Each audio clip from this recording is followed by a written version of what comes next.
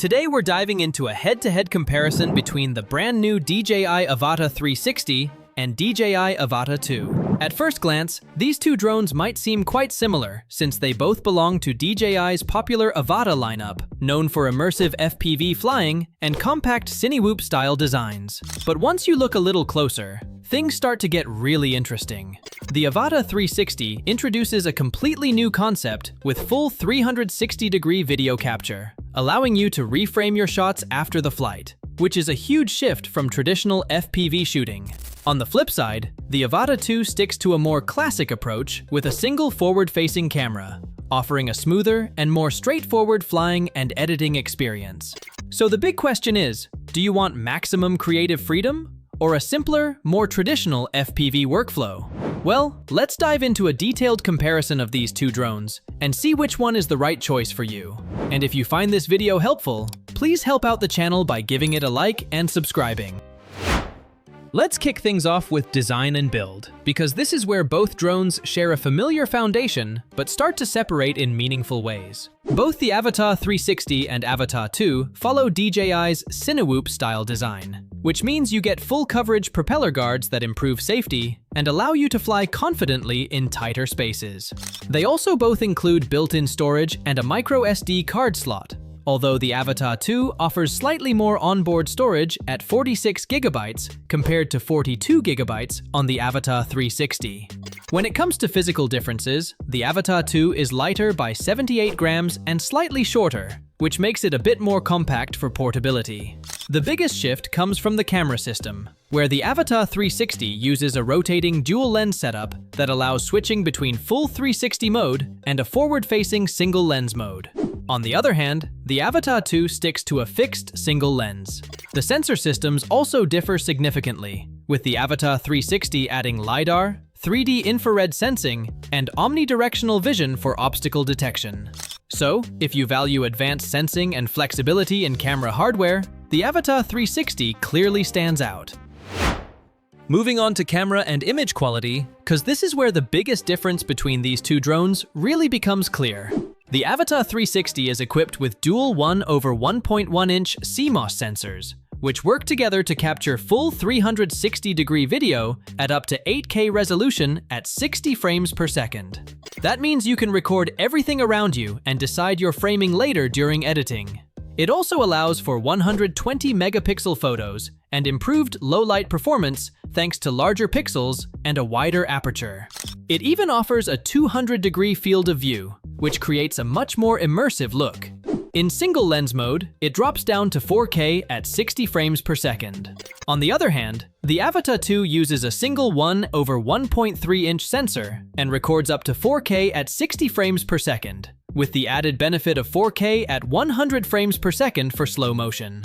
It also supports 12-megapixel still photos and ND filters, which help control exposure in bright conditions. So, if you prioritize maximum creative control and immersive footage, the Avata 360 delivers a completely different level of flexibility. When it comes to flight performance and features, both drones offer solid capabilities, but they are clearly designed with different types of users in mind.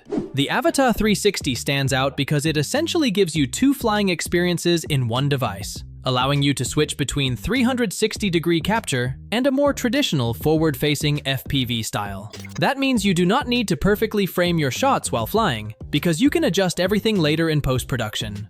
On the other hand, the Avata 2 keeps things simple with a single shooting style that is easier to manage in real time. In terms of speed, the Avata 360 is slightly faster in normal and sport modes, but the Avata 2 pulls ahead in manual mode with speeds up to 27 meters per second, which is ideal for experienced FPV pilots.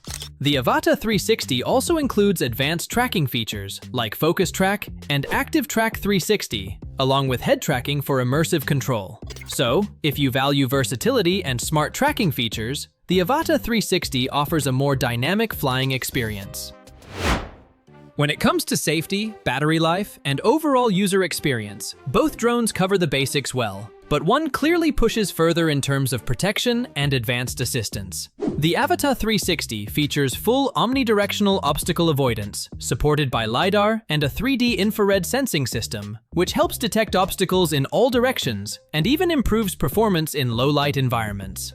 On the other hand, the Avata 2 includes forward and downward sensing, but does not offer true obstacle avoidance, which means you need to be more cautious when flying in tighter spaces. Both drones deliver a similar flight time of around 23 minutes and can handle wind speeds up to 10.7 meters per second, making them reliable in typical conditions.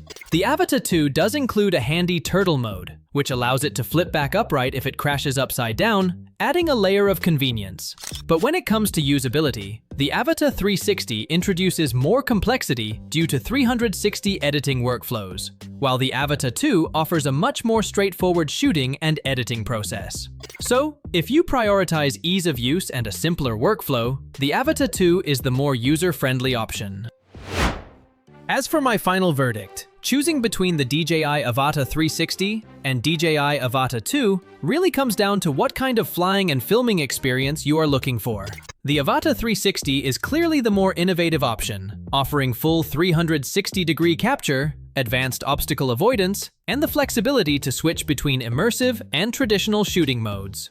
It opens up a whole new level of creative possibilities, especially for users who enjoy editing and want maximum control over their footage after the flight. On the other hand, the Avata 2 focuses on simplicity, delivering a clean and reliable FPV experience with strong video quality, easier handling, and a much more streamlined workflow from capture to final output. It is especially appealing for beginners, or anyone who prefers to spend less time editing and more time flying. In the end, neither drone is strictly better than the other, because they are built for different priorities.